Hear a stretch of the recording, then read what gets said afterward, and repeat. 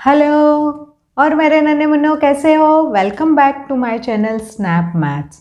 आज हम करेंगे रिवीजन ऑफ ट्रिग्नोमेट्री फॉर्मूले। आई होप आपने चैप्टर 8 और चैप्टर 9 का रिवीजन अच्छे से किया होगा। अगर आपने इसकी प्रैक्टिस नहीं की है तो इसकी लिंक मैं आपको अपने डिस्क्रिप्शन बॉक्स और आई बटन पर दे दूँगी। ठीक है, तो स्टार्ट करते हैं ट्रिग्नोमेट्रिक फॉर्मूले।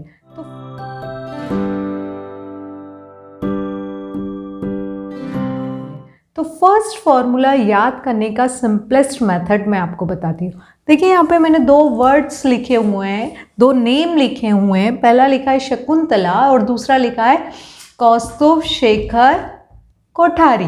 ठीक है, तो अपन को अब देखो ये शकुंतला और ये कौस्तुभ शेखर, यहाँ पे थोड़ा सा सी और के का मैंने वो लिया है बिकॉज लर्निंग पर्पज से। ठीक है, तो यहाँ पे जो शकुंतला है और कौस्तुभ है दोनों आपस में क्या है, दुश्मन है। क्या है, कट्टर वाले दुश्मन है। ठीक है, अगर शकुंतला बोलती है ये नॉर्थ है तो वही डायरेक्शन कौस्तुभ शेखर यादव क्या बताएंगे, साउथ है। यानी दोनों एक दूसरे के क्या है, अपोजिट हैं। दोनों एक दूसरे के क्या हैं, रेसिप्रोकल है। ठीक है, क्लियर हुआ। अब देखो शकुंतला ये लिखा हुआ है तो यहाँ से आपको क्या क्या समझ में आ रहा है। यहाँ पे जो मैंने एस है, this S indicates for sine, this C O indicate for cos and this for tan. ठीक है, अब यहाँ पे शकुंतला से आपने कितने शब्द सीखे, 3 सीखे। कौन कौन से, साइन कॉस टैन। कौन कौन सा सीखा, साइन कॉस टैन। किससे आया, शकुंतला से आया। अब कौस्तुभ से देखिए, कौस्तुभ से हम लेते हैं कौसेक, इससे क्या लेंगे आप, शेक, और इससे क्या लेंगे आप, कॉट। ठीक है, तो आपने यहाँ पे 6 चीजें सीखी 2 नाम से। कौन सा नाम लिया, रिकॉल करिए, शकुंतला और कौस्तुभ शेखर यादव। कौन से 2 नाम लिए, शकुंतला और कौस्तुभ शेखर यादव। शकुंतला से अपना आया साइन कॉस और टैन, कौस्तुभ शेखर से आया कॉसेक सेक और कॉट। ठीक है, तो चलिए अब अपन इनका रेशियोज फाइंड करते हैं। तो सबसे पहले अपन ने 6 रेशियो लिखने, 6 रेशियो लिखे, sine theta, cos theta, tan theta, cosec theta, cot theta और सेक थीटा। जनरली अपन सेक थीटा को पहले लिखते हैं, तो चलिए पहले वो लिख देते हैं, सेक थीटा और देन कॉट थीटा। ठीक है, अब इनका रेशियो फाइंड करना है। रेशियो फाइंड करने के लिए आपको कौन सा वाला फॉर्मूला लगाना वाला पड़ेगा, पंडित जी वाला।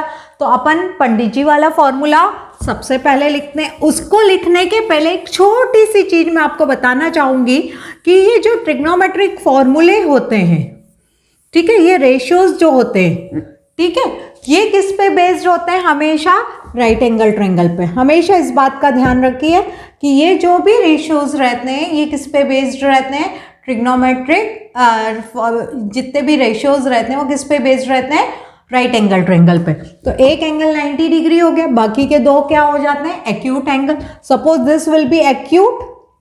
ठीक है, इसको हमने दिस एक्यूट एंगल माना, हमने थीटा है, तो इसके सामने वाला हमेशा क्या होता है, परपेंडिकुलर होता है। अगर इसी तरह से ये 90 है और आपने ये वाला एंगल को क्या माना, थीटा माना, तो आपका परपेंडिकुलर कौन सा हो जाएगा, ये वाला। हाइपोटेनियस तो हमेशा अपोजिट ऑफ 90 डिग्री होता है और next one will be base. ठीक है, आ गया, इतना क्लियर हो गया। चलिए अब अपन इनका रेशियोज फाइंड करते हैं। रेशियो फाइंड करने के लिए हमने क्या लगाना है, पंडित जी वाला फॉर्मूला लगाना है। तो लगा दीजिए सबसे पहले पंडित जी वाला।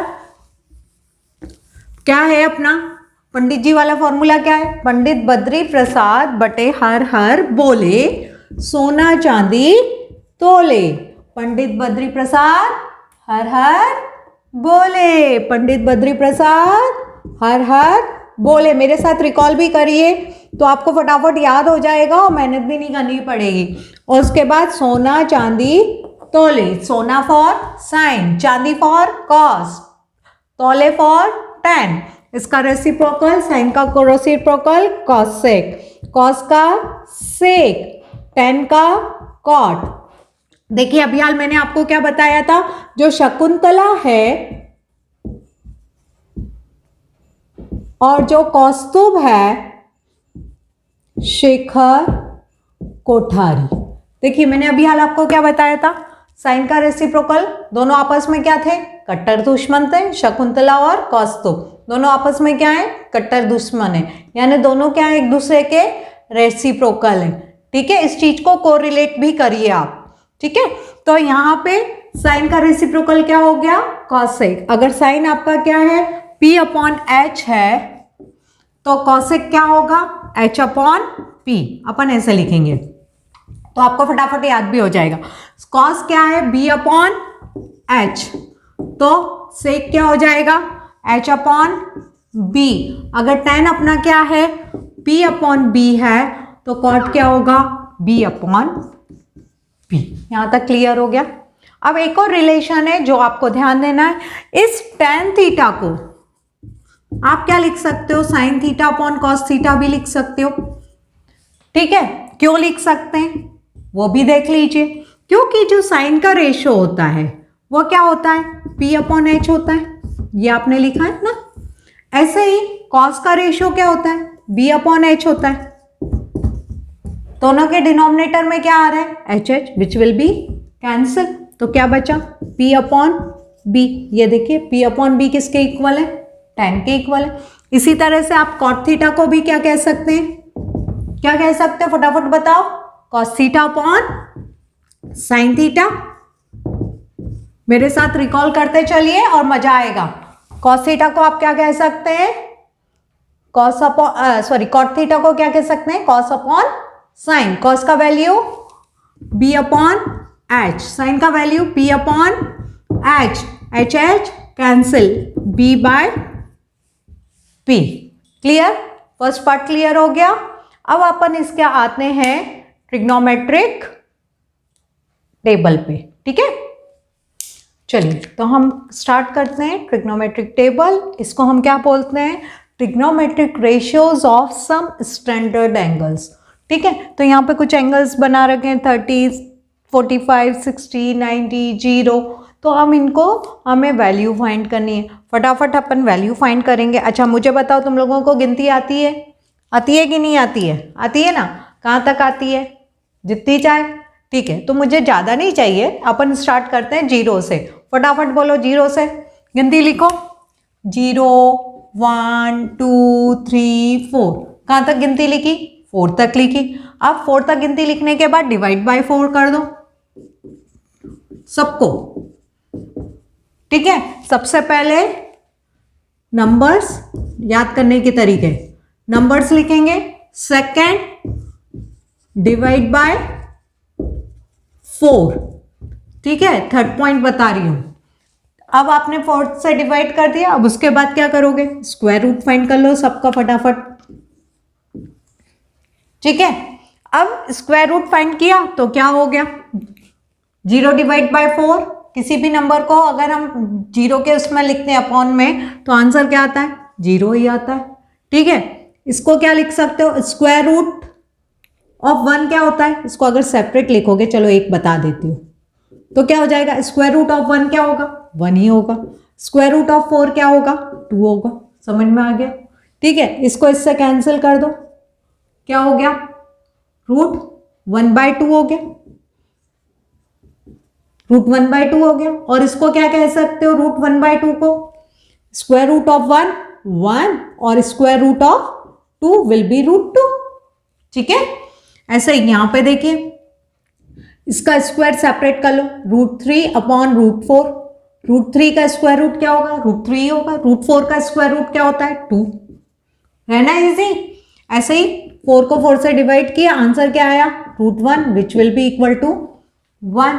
तो थर्ड स्टेप में क्या करना है, रूट फाइंड करना है। ठीक है, तो बस 3 स्टेप में आपकी टेबल कंप्लीट हो गई है। तो आपका आंसर क्या क्या आया? देखिए मैंने 2 बार लिखी है, एक बार यहाँ पे सॉल्व करके लिखेंगे, मतलब सॉल्यूशन बताऊंगी कैसे फाइंड करना, और फाइनल टेबल यहाँ लिख रहे हैं। तो ये क्या हो गया? 0, then half, then 1/√2, then √3/2 and then last is 1। Clear? अब सेकेंड पार्ट पे देखो, अभी आप कहाँ से चले थे? ऐसे डायरेक्शन में गए थे, ठीक है? कौन सा डायरेक्शन है ये? लेफ्ट टू राइट, ठीक है? अब आप क्या चलोगे? राइट से लेफ्ट की तरफ, यानी ऐसे चलोगे। चलो चल के बताओ फटाफट। मैंने पहले क्या लिखा था? 0 लिखा था, और लास्ट में क्या लिखा? 1 लिखा। अब इसका रिवर्स क्या होगा? यानी पहले मैं क्या लिखूंगी? 1, फिर क्या लिखूंगी? √3/2, फिर क्या लिखूंगी? 1/√2, फिर क्या लिखूंगी? हाफ, फिर क्या आएगा? 0। समझ में आ गया? जो हमने यहाँ पे आंसर लिखा है, कॉस की वैल्यू क्या हो जाती है? उसकी रिवर्स हो जाती है, ठीक है? तो कॉस का रेशियो लिख लो फटाफट, सारे एंगल्स। क्या आएगा? यानी पहले 1, देन √3/2, 1/√2 के नीचे वही, फिर देन हाफ, फिर 0। क्लियर हो गया? ठीक है। अभी क्या बताया था मैंने? tan किसका होता है? tan इज इक्वल टू क्या होता है? साइन अपॉन कॉस होता है। ये साइन है, ये कॉस है, तो ये ऐसे लिख दो, 0/1। 0/1 क्या होगा? 0 ही होगा। ऐसे यहाँ पे देखो, इसको लिखो 1/2 अपॉन √3/2, साइन अपॉन कॉस है ना बेटा, ठीक है? अब 2 से 2 कैंसिल, क्या बचा? 1/√3। ऐसे इसको लिखो 1/√2 अपॉन 1/√2, √2 कैंसिल, बचा क्या? 1। ऐसे यहाँ पे देखिए √3/2 और 1/2, 2 कैंसिल, क्या बचा? √3। √3 अपॉन 1 मीन्स √3। फिर 1/0, 1/0 means not define, 1/0 means not define, और इसको हम इंडिकेट करते हैं इनफाइनाइट मैनी। ये ऐसा उसका सिंबल होता है, ठीक है? इनफाइनाइट मैनी का। तो आपकी वैल्यू क्या आ गई? 0, 1/√3, 1, √3 एंड नॉट डिफाइन। चलिए फटाफट लिख देते हैं अपन। 0, 1/√3, then 1, then √3, then not define. है ना सिंपल? अब आपको अभी क्या बताया था? शकुंतला वाला याद करो, है ना? कुछ रिलेशन बताया था ना, साइन और कॉस एक आपस में क्या होते हैं? क्या होते हैं? रेसिप्रोकल होते हैं, ठीक है? तो क्या करोगे? फटाफट लिखो। यहाँ पे डायरेक्ट भी कर सकते हो, रेसिप्रोकल लिखना है तो उधर लिखने की जरूरत ही नहीं है, डायरेक्ट इस टेबल को कंप्लीट करेंगे। 0 का रेसिप्रोकल क्या होगा? इनफाइनाइट। 1/2 का रेसिप्रोकल क्या होगा? 2/1। 1/√2 का क्या होगा? √2/1, और √2 भी बोल सकते हैं। √3/2 का रेसिप्रोकल क्या होगा? 2/√3, और 1 का क्या होता है? 1 ही होता है। यहाँ तक समझ में आ गया? ऐसे यहाँ देखिए, कॉस का रेसिप्रोकल, ये मतलब 1 का रेसिप्रोकल क्या होगा? 1। √3/2 का रेसिप्रोकल क्या होगा? 2/√3। 1/√2 का क्या होगा? √2/1। 1/2 का क्या होगा? 2/1, और 2 भी बोल सकते हैं। ये डिनोमिनेटर में 1 लगाने की जरूरत नहीं है, ये अंडरस्टूड है। और 0 का रेसिप्रोकल क्या होता है? इनफाइनाइट, ठीक है? ऐसे ही 10 पे आ जाइए, तो 0 का क्या होगा? इनफाइनाइट। ये क्या होगा? √3। ये क्या होगा? 1। ये क्या होगा? 1/√3, और ये क्या हो जाएगा इनफाइनाइट का? 0। है ना? बहुत सिंपल टेबल। चलिए अब अपन करते हैं trigonometric ratios of complementary angles, ठीक है? कॉम्प्लीमेंट्री का मतलब क्या होता है? क्या होता है? Sum of 2 angle is 90 degree, that is complementary angle, ठीक है? तो हम इसको कैसे लिख सकते हैं? इतना पार्ट ड्रॉप कर दे रही हूं, आपको समझ में आ जाएगा, ठीक है? अब मैंने क्या कहा? Trigonometric ratios of complementary angle. तो पहले मैंने लिख दिया साइन, कॉस और tan, यहां ध्यान दीजिए, ठीक है? अब मैं क्या बोल रही हूं? Sine theta. अगर एक एंगल मेरा थीटा है और आपको क्या बोला है? सम ऑफ, यहां पे देखो 1 + 1, सॉरी 2 एंगल लिए, एक ये एंगल है थीटा और एक ये दूसरा एंगल है, ठीक है? ठीक है, इन दोनों का सम क्या है 90 डिग्री। अगर मेरा एक एंगल थीटा है तो दूसरा एंगल क्या कहलाएगा, विल बी 90 माइनस थीटा कहलाएगा ना, इस वाले की वैल्यू समझ में आया। अगर ये एंगल थीटा है, इसको मान लो x, तो यानी x की वैल्यू क्या कहलाएगी 90 माइनस थीटा कहलाएगी। तो आप क्या कह सकते हो, sine theta is equal to मेरा क्या होता है कॉस 90 माइनस थीटा होता है। ठीक है, साइन थीटा यानी साइन थीटा किसके इक्वल है, कॉस 90 माइनस थीटा के। ऐसे ही कॉस थीटा किसके इक्वल होगा, साइन 90 माइनस थीटा के। ये दोनों आपस में एक दूसरे को रेसिप्रोकेट करते हैं। देखिए यहाँ पे अगर थीटा है तो यहाँ पे 90 माइनस थीटा आएगा, और कॉस के साथ अगर थीटा है तो साइन के साथ 90 माइनस थीटा आ गया। ऐसे ही टेन का ले लीजिए, टेन थीटा है तो ये किसका होगा, कॉट 90 माइनस थीटा का। ठीक है, और अगर कॉट थीटा है तो क्या हो जाएगा यहाँ पे टेन 90 माइनस थीटा, है ना। तो ये दोनों आपस में हो गए। अब बचे दो और, कौन कौन से बचे, कॉसेक और सेक, तो उनका भी लिख लीजिए। अगर कॉसेक थीटा है तो ये क्या हो जाएगा सेक 90 माइनस थीटा, उसका कॉम्प्लीमेंट्री एंगल हो जाएगा। और अगर सेक थीटा है तो क्या हो जाएगा कॉसेक 90 माइनस थीटा। ठीक है, तो इस तरह से ये आपका क्या कंप्लीट हो गया, trigonometric ratios of complementary angles. अब हम बढ़ते हैं काई की तरफ, आइडेंटिटी की तरफ। आपको आती है आइडेंटिटी, याद है क्या हो, चलो उसका एक सीधा सा फॉर्मूला मैं आपको बताती हूँ, बहुत सिंपल तरीका है। अच्छा ये बताओ, दिन देखा, दिन एक दिन कैसे बनता है, कैसे बनता है, सूरज और चांद को, सूरज निकलता है फिर चांद निकलता है तो हमारा एक दिन कंप्लीट होता है, एक साइकिल कंप्लीट होती है 24 घंटे की, होती है ना। कैसे होती है, सूरज और चांद से, सूरज और चांद को मिला के हमारी एक साइकिल कंप्लीट होती है। ठीक है, ऐसे ही लिखते हो ना, सूरज प्लस चांद बराबर एक दिन। ठीक है, तो यहाँ को इसको इस फॉर्मूले को मैं बहुत इजीएस्ट वे में बता रही हूँ। सूरज मतलब हमारा साइन का स्क्वायर, चांद मतलब हमारा कॉस का स्क्वायर। ठीक है, अब इन दोनों को हमने ऐड किया तो हमारा आंसर क्या आ गया 1। This is our first identity. ठीक है, अब पहली आइडेंटिटी याद हो गई ना। अब इससे ही बाकी की दो आइडेंटिटी याद कर लो, बहुत जल्दी जल्दी हो जाएंगी। पहली वाली आइडेंटिटी को होल डिवाइडेड बाय क्या कर दो, साइन थीटा कर दो, sign square theta naught sine theta. ठीक है, तो ये क्या हो जाएगा sine square upon sine square plus cos square upon sine square 1 upon sine square. ठीक है, तो ये क्या हो गया 1। कॉस अपॉन साइन आपको पता है क्या होता है, जल्दी बताओ, cot square. Very good. 1 by sine क्या होता है, कॉसेक स्क्वायर। तो ये आपकी कौन सी हो गई, ये आपकी दूसरी आइडेंटिटी हो गई। ठीक है, अब थर्ड आइडेंटिटी फाइंड करने के लिए वापस से पहली वाली आइडेंटिटी लिख लो, sine square theta plus cos square theta equal to 1। अभी आपने कैसे डिवाइड किया था, साइन से किया था, अब कैसे कर सकते हो, कॉस से कर सकते हो। Sine square theta upon cos square theta plus cos square upon cos square which will be equal to 1 upon cos square. अब बच्चे पूछते मैम इसके अपॉन में तो लिखा, पर इसके अपॉन में क्यों लिखते हो, बेटे ये पूरे होल के अपॉन में। ठीक है, तो 1 के अपॉन में भी जाएगा, ध्यान रखना इस चीज का। तो ये क्या हो गया साइन अपॉन कॉस, अभी बताया था क्या होता है tan, तो यहाँ पे स्क्वायर है तो tan square theta plus 1 equal to sec square theta. ये आपकी कौन सी आइडेंटिटी हो गई,